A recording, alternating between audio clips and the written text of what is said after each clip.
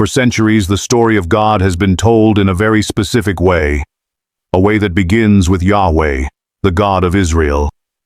But what if that isn't the full story? What if, long before Yahweh became the center of worship, there were other deities, powerful black gods, who guided civilizations, inspired cultures, and shaped human spirituality? This is a history many of us were never taught, a truth buried under layers of colonization, rewriting, and silence. In this video, we're going to uncover the hidden religion of black gods that existed long before Yahweh. These gods weren't just myths or legends. They represented creation, justice, resurrection, and the very cycles of life. From the temples of Nubia and Kush to the great monuments of Egypt, these deities once held the power of divine authority. Yet over time, their memory was erased, labeled as pagan, and replaced with new religious structures. So stay with me till the end, because today we're pulling back the veil on an ancient spirituality that has been hidden for millennia. And the truth may change the way you see history, faith, and even yourself. To understand the forgotten black gods before Yahweh, we have to travel back thousands of years to the heart of Africa, to civilizations like Nubia, Kush, and Egypt. These cultures developed some of the earliest and most advanced systems of spirituality in human history. Their gods weren't abstract concepts, but living symbols of nature, life, and power. Amun-Ra, the sun god, represented creation and light. Osiris embodied death and resurrection, showing that life never truly ends. Isis was the divine mother, a symbol of healing and magic. Ma'at stood for truth and justice, guiding not just kings but the entire cosmic order. These deities created a world where the divine was not distant, but deeply connected to the people and the land. But with the rise of Yahweh and the later dominance of monotheism, these gods were gradually silenced. What was once celebrated as sacred became demonized, labeled as idol worship. Temples were abandoned, sacred rituals were condemned, and an entire spiritual legacy was hidden beneath history's rewriting. Yet traces remain, carved in stone, written in papyrus, and preserved in oral traditions that refuse to die. Today, rediscovering these black gods is more than just learning about the past. It's about reclaiming an identity, understanding how spirituality was reshaped, and realizing that the divine once looked very different from what we're told. By exploring these truths, we awaken to a history that belongs not just to Africa, but to all of humanity. For thousands of years, the story of religion has been told as if it began with Yahweh, the God of Israel. But beneath the surface of recorded history lies a deeper truth, a secret that has been carefully hidden, ignored, and sometimes deliberately erased. Before Yahweh became the dominant figure of faith, there were other gods, powerful black deities who shaped the spiritual lives of civilizations across Africa and beyond. These ancient beliefs, buried under time and colonization, are finally being exposed. In the temples of Nubia, the kingdoms of Kush, and the grand monuments of Egypt, people worshipped gods who represented life in its fullest form. Amun-Ra, the shining sun god, symbolized the beginning of creation and the energy of light.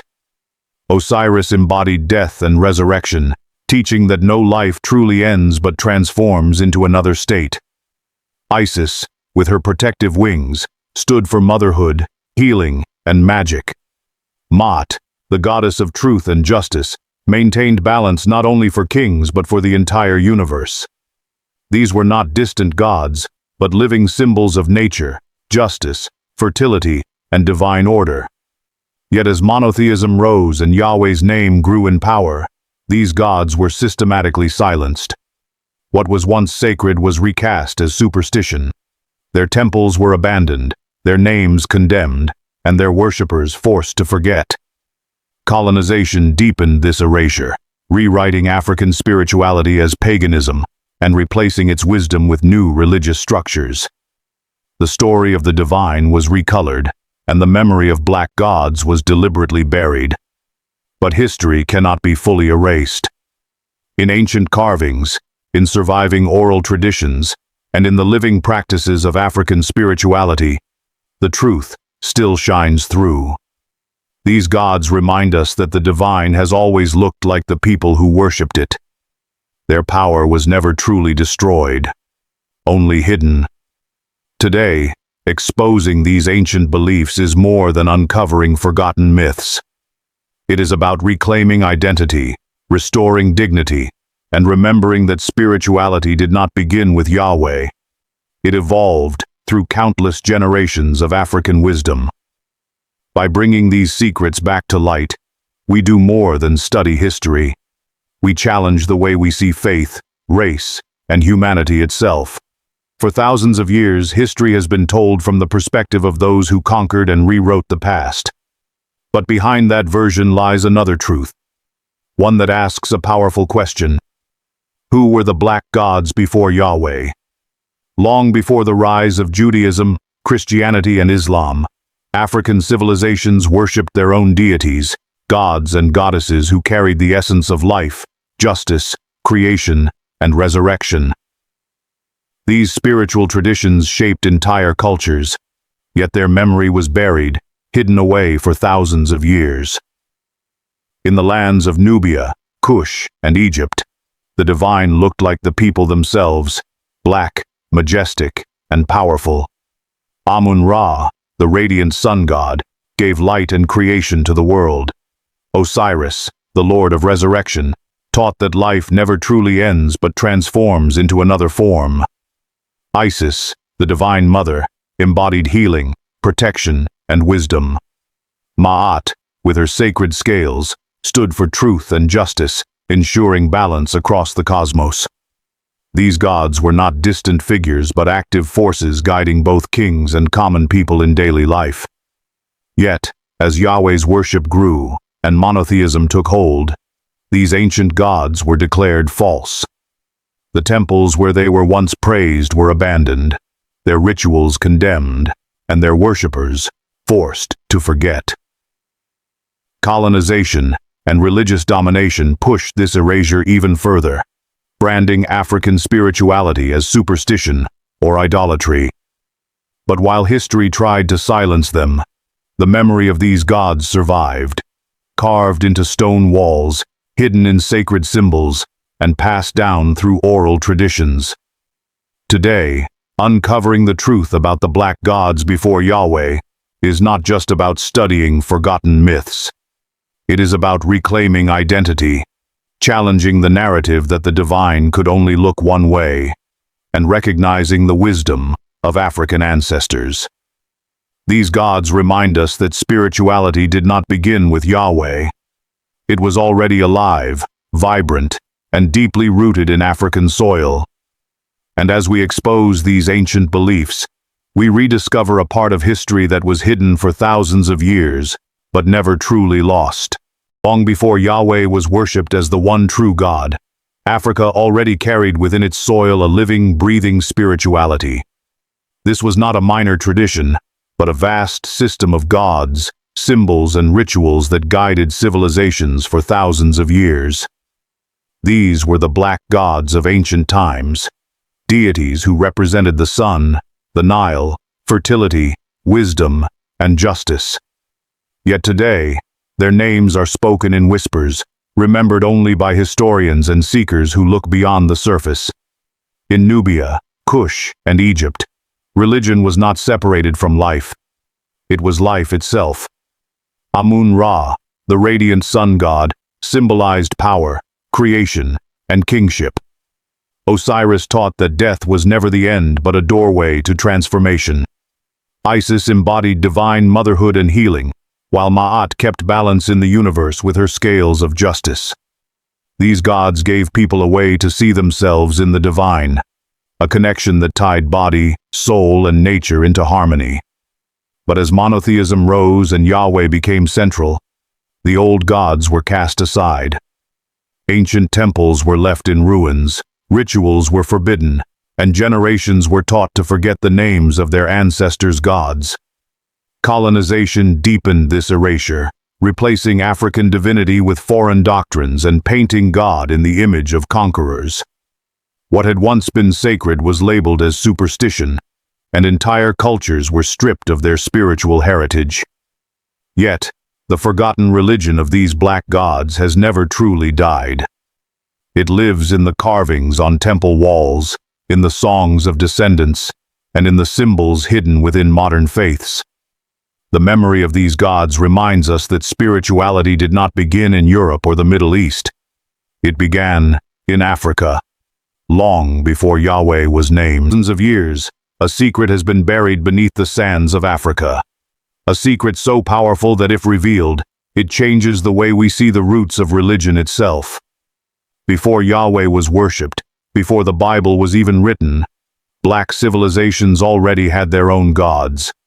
A spiritual system rich with wisdom, justice, and divine power. This was the secret religion of the black gods, a faith hidden for millennia.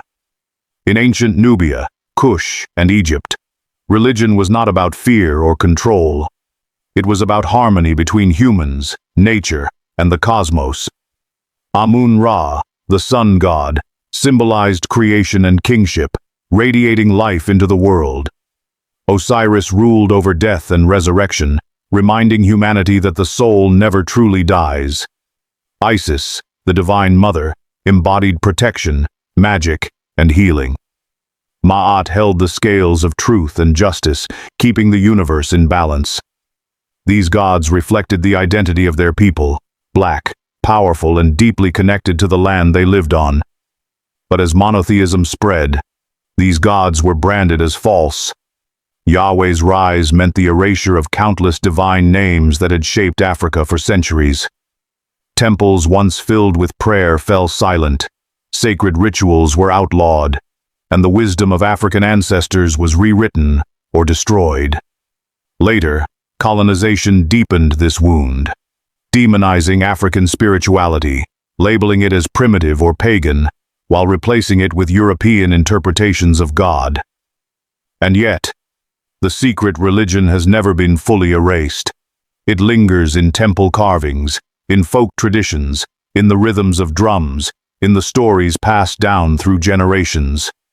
Even in the Bible itself, scholars find traces of Egyptian influence, echoes of a spirituality that predates Yahweh by millennia. To rediscover these gods is not only to uncover lost history, but also to reclaim the stolen image of the divine. Long before the Bible was written, long before Yahweh was worshipped, the people of Africa already knew the divine. They carved their gods into stone, told their stories through myths, and honored them with rituals that connected humans, nature, and the universe. These were the black gods of ancient civilizations, powerful deities now forgotten, erased by history, but once central to the spiritual life of millions. In Egypt, Nubia, and Kush, gods were not distant rulers but living forces. Amun-Ra, the sun god, symbolized creation and divine kingship. Osiris ruled over life, death, and resurrection, showing that existence never truly ends. Isis, the mother goddess, embodied magic, healing, and protection, while Ma'at stood as the guardian of truth and balance. These gods gave their people identity, meaning, and a direct connection to the sacred. But with the rise of Yahweh and the spread of monotheism, these gods were condemned as false. Temples once filled with prayer fell silent, sacred rituals were outlawed, and the stories of African divinity were rewritten or destroyed. Later, colonization carried this erasure even further, demonizing African spirituality and replacing it with a foreign image of God. And yet, these forgotten gods still live in whispers. Their names remain carved into temple walls, their symbols survive in folk traditions, and their wisdom echoes in the very foundations of world religions. To remember them is not only to uncover lost history, it is to reclaim a stolen spiritual heritage, to see the divine reflected once again in blackness. The forgotten black gods before the Bible remind us, Why were the gods of Africa, once worshipped for thousands of years, deliberately erased from history? The answer lies in power, politics, and control. The black deities of Nubia, Kush, and Egypt represented a worldview where divinity looked like the people themselves. Amun-Ra, Osiris, Isis, and Ma'at gave their followers identity, dignity, and a connection to the sacred that could not be separated from their culture. But when foreign powers rose, these gods became a threat. With the rise of Yahweh and the spread of monotheism, religious leaders sought to destroy competing traditions. Declaring African gods as false idols allowed them to centralize worship under one name and erase centuries of belief. The destruction of temples, the banning of rituals, and the rewriting of myths were not accidents. They were systematic efforts to silence African spirituality. Later, colonization pushed this erasure even deeper. European powers demonized African religions, branding them as primitive or demonic. The goal was clear. If people forgot their gods, they would also forget their identity, their strength, and their independence. By erasing black deities, colonizers not only controlled land but also controlled the soul. Yet, the memory of these gods refuses to die. Carvings on temple walls, symbols in folk traditions, and echoes within modern religions remind us of what was lost and what can still be reclaimed. The erasure of ancient black deities was never about truth. It was about control. And remembering them today is an act of resistance, a way of saying that history cannot be buried forever. When we speak of the roots of religion, most people think of Jerusalem, Rome, or Mecca. But the true cradle of faith lies deeper in time and further south, in Africa. Civilizations like Nubia, Kush, and Egypt were not only political powers but also spiritual centers that shaped the very idea of the divine. Here, gods and humans were never separate. The sacred was woven into every part of life. In Nubia, the black pharaohs built temples where the gods of the Nile were honored with song, dance, and offerings. In Kush, kings ruled not only with political might, but also as chosen servants of the divine. And in Egypt, religion reached heights unmatched in the ancient world. Pyramids aligned with the stars, rituals that honored both life and death, and a pantheon of gods that reflected the richness of creation. Amun-Ra, the sun god, represented creation and kingship. Osiris stood as the lord of resurrection, proving that life never truly ends. Isis embodied divine motherhood, protection, and magic, while Ma'at ensured balance and justice across the cosmos. These deities were not abstract figures. They were living presences that gave meaning to the rhythm of daily life. The faith of Nubia, Kush, and Egypt left a legacy far greater than temples and statues.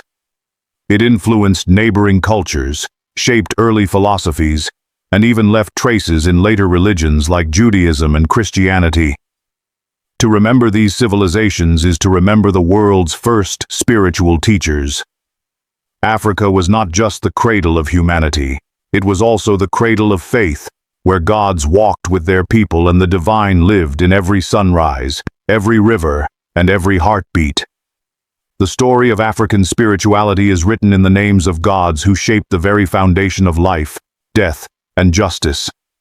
Long before Yahweh's worship spread, civilizations like Nubia and Egypt looked to a powerful pantheon of deities who guided every step of human existence. At the center stood Amun-Ra, the radiant sun god, source of creation, light, and divine kingship. He was the power behind the pharaohs, the giver of life itself. Beside him was Osiris, the god of resurrection, who taught that death is not an end, but a doorway to transformation. His story of being killed, restored, and ruling the afterlife gave people hope that their souls would endure forever. The divine feminine found its greatest expression in Isis, the mother goddess. She embodied protection, healing, and magical wisdom, often shown spreading her wings to shield humanity. Justice and cosmic balance belonged to Ma'at, who weighed every soul's heart against a feather, ensuring that truth alone could stand eternal. Guiding souls through death was Anubis, the jackal-headed god of the afterlife. He was the guardian of tombs, embalming, and the silent journey to judgment. And finally, Ptah, the creator god, who shaped the universe through thought and speech, reminding us that creation itself begins with imagination and word. Together, these gods of creation, resurrection, and justice were not just mythical figures. They were mirrors of human life. Birth, death, truth, justice, love, and transformation all found meaning in them. Their legacy still whispers through history, showing that African spirituality was not a shadow of later religions, but the foundation upon which much of faith was built. The Bible is often seen as a completely separate book, a divine story untouched by outside influence. But history tells another tale.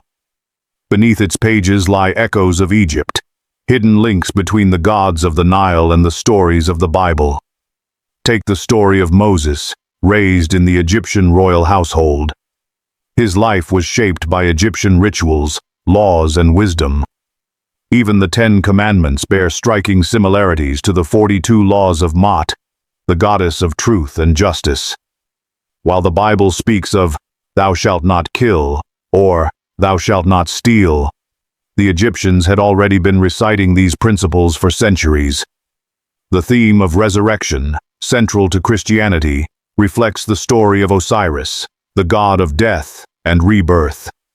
Just as Osiris was killed and restored to life, Jesus' crucifixion and resurrection follow a pattern deeply rooted in Egyptian belief. The protective and nurturing qualities of Isis can also be seen mirrored in Mary, the mother of Jesus, who is often depicted with child in ways almost identical to Isis and baby Horus. Even the concept of a final judgment, where every soul is weighed, comes straight from the Egyptian Book of the Dead, where Anubis and Maat judged hearts against a feather.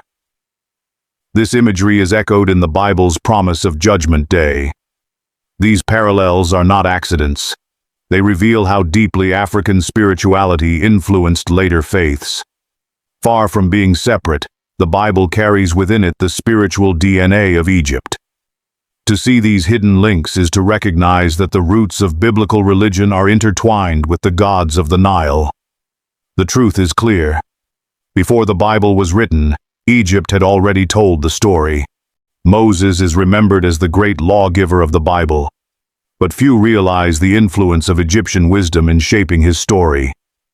Raised as a prince in Pharaoh's household, Moses had access to the sacred knowledge of one of the world's most advanced civilizations.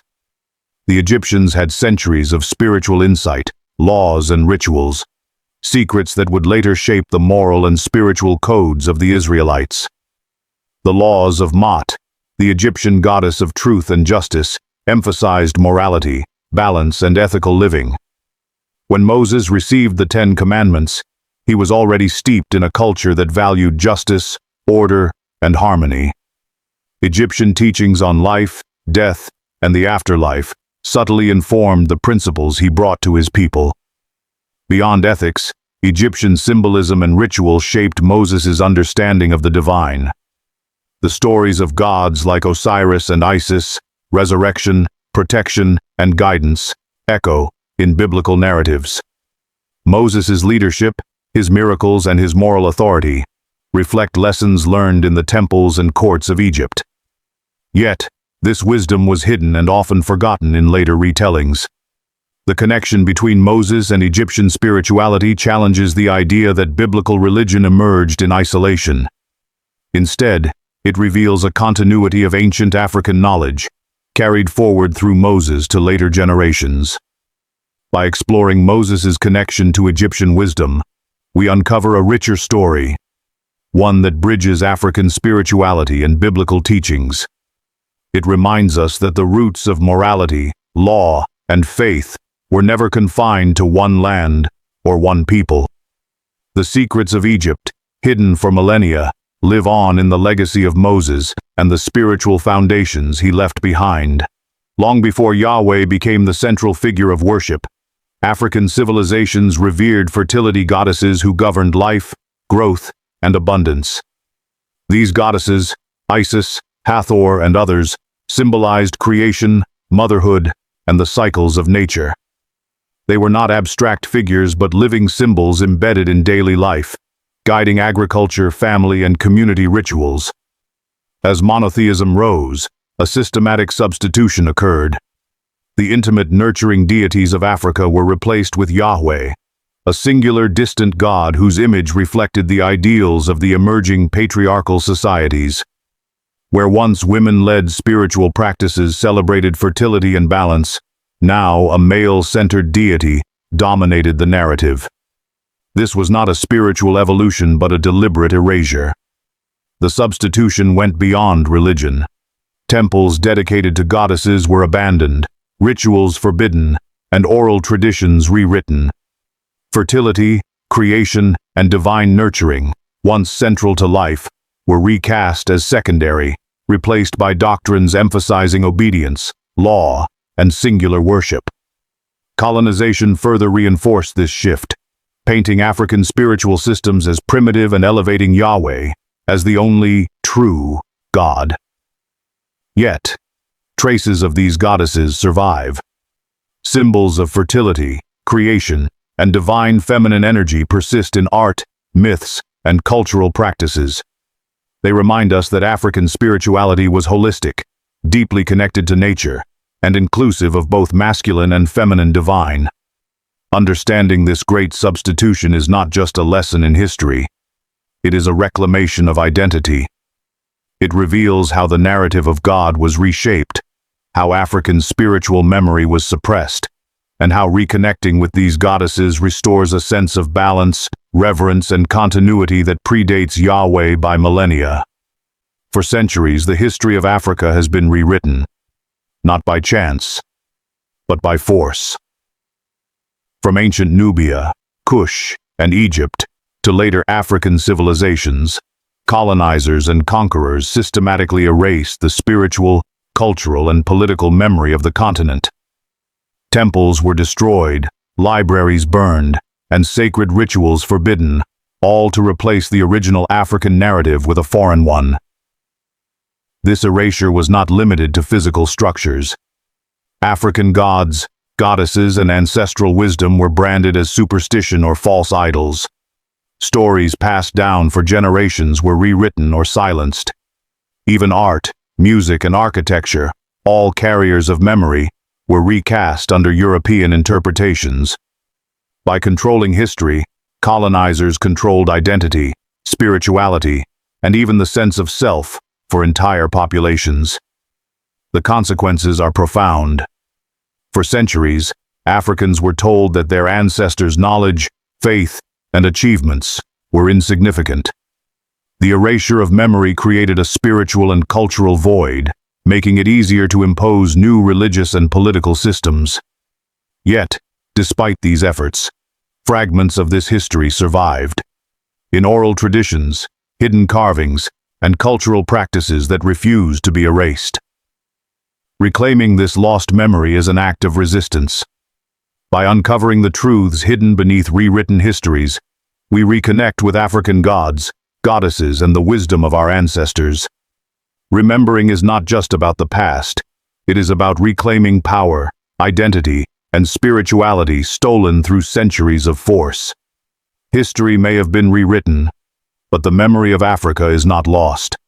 It waits to be rediscovered, honored, and shared, awakening a truth that was never meant to be forgotten. Have you ever felt a pull, a whisper from the past that cannot be explained? Across Africa, in the ruins of temples and the echoes of ancient songs, there is a call, the call of forgotten gods. These deities, once worshipped as living forces, guided the rhythms of life, death, and creation. Today, their names are seldom spoken, yet their presence lingers in symbols, stories, and the very land itself. The gods of Africa, Amun-Ra, Osiris, Isis, Mot, and others, were not distant figures. They were intimately connected to humanity, nature, and the cosmos. They celebrated life, taught morality, and guided souls in death. Their wisdom shaped civilizations and left a legacy of art, philosophy, and spirituality.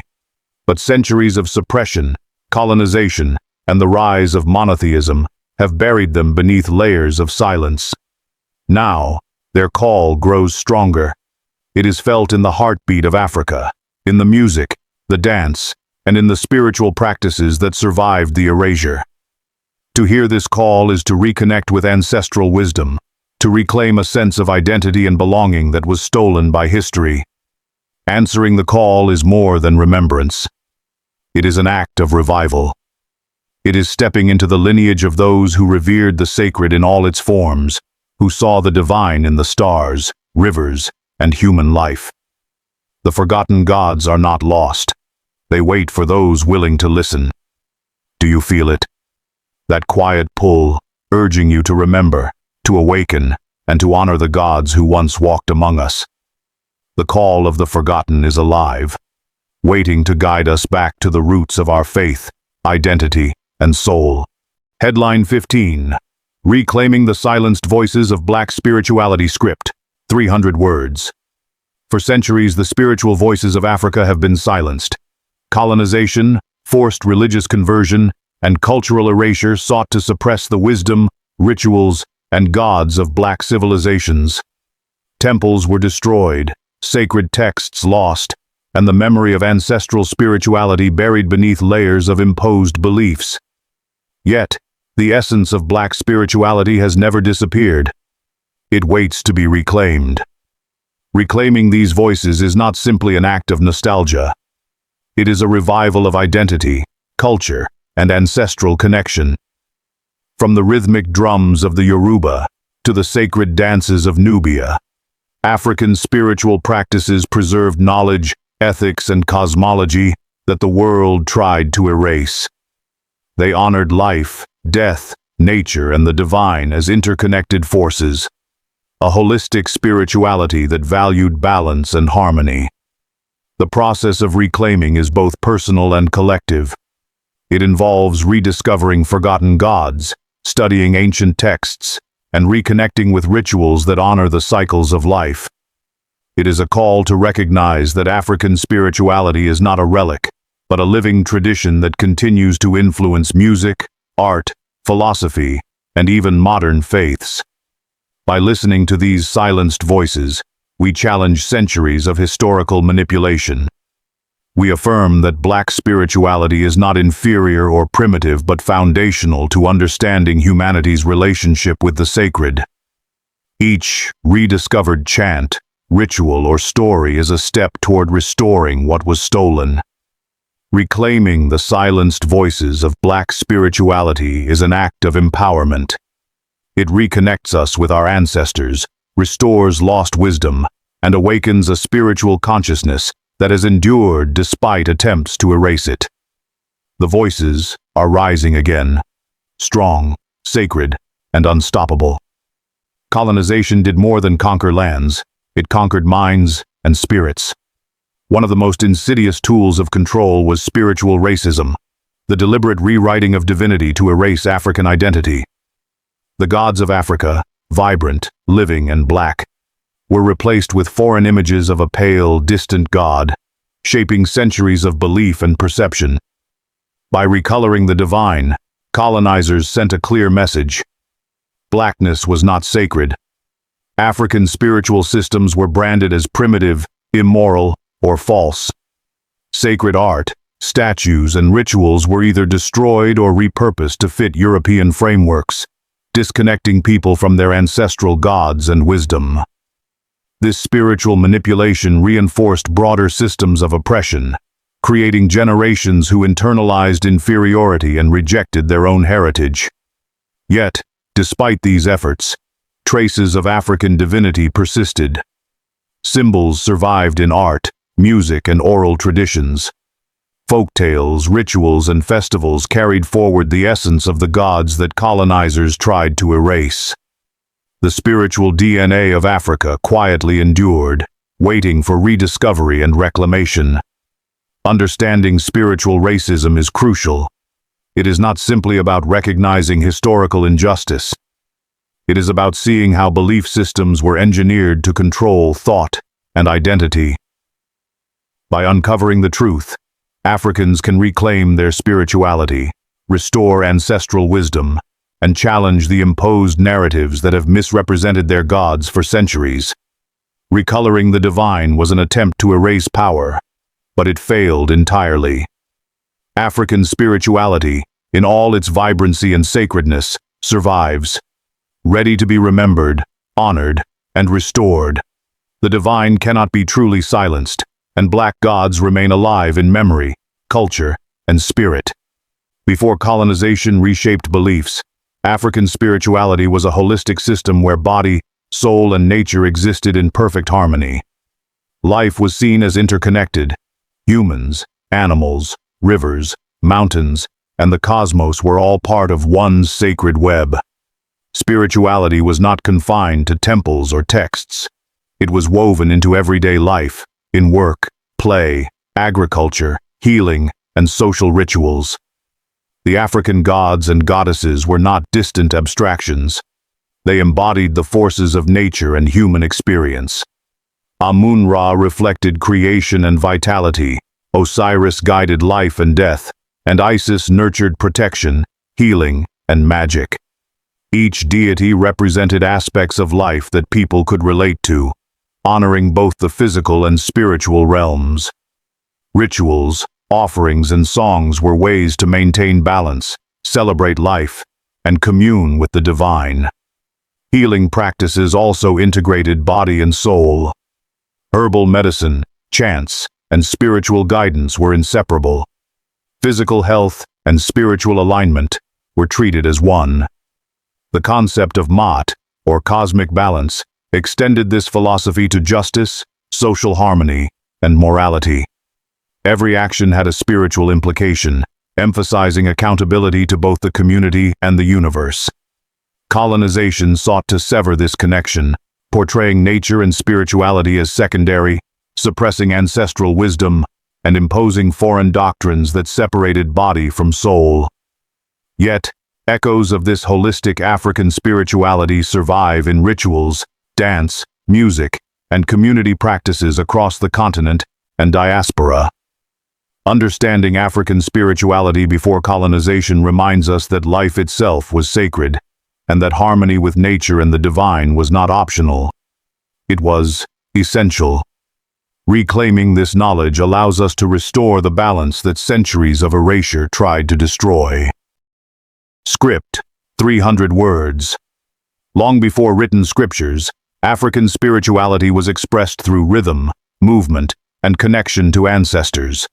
Drums, dance, and communal gatherings were not mere entertainment. They were the original form of prayer, a direct channel to the divine. Through these practices, communities communicated with gods, honored ancestors, and celebrated the cycles of life and nature. The drum was sacred, carrying the heartbeat of the universe. Each beat aligned with spiritual rhythms, summoning ancestral spirits and bridging the gap between the physical and spiritual realms. Dance complemented the drum, expressing devotion, gratitude, and the energy of life itself. Movements told stories of creation, death, renewal, and cosmic balance, ensuring that cultural memory and spiritual knowledge were passed from one generation to the next. Ancestors played a central role in these rituals. They were not distant memories but active participants, guiding, protecting, and teaching the living. Communities believed that honoring ancestors through dance and song maintained harmony in the present, connected people to their lineage, and ensured continuity of wisdom.